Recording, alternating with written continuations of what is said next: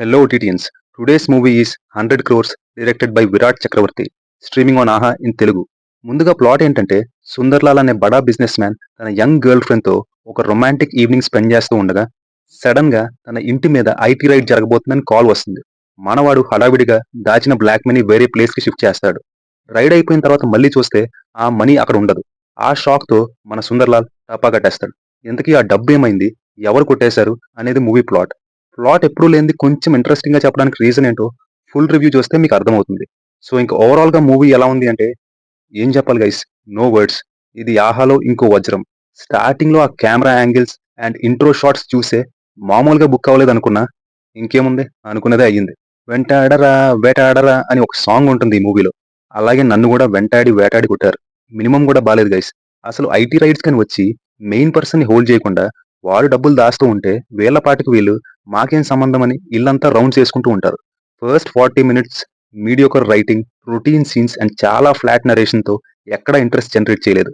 Interval కి డబ్బులు ఎవరు తీశారు అని రివీల్ చేసే ట్విస్ట్ అండ్ తర్వాత డిమానిటైజేషన్ ట్విస్ట్, ఈ రెండు ట్విస్ట్ ని కొంచెం బాగానే డీల్ చేశారనిపించింది.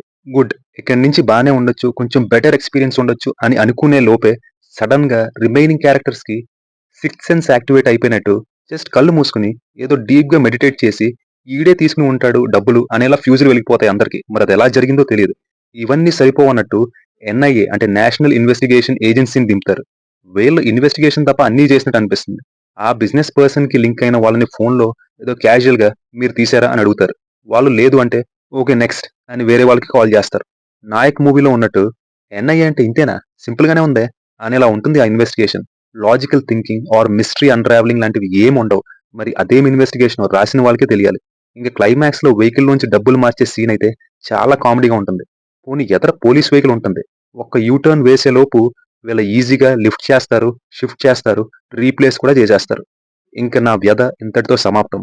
మూవీలో ఒకే ఒక్క ఫీల్ గుడ్ ఫ్యాక్టర్ చెప్పమంటే హ్యాపీ డేస్ లో టైసన్ ని one of the main lead గా మళ్ళీ చూడడం.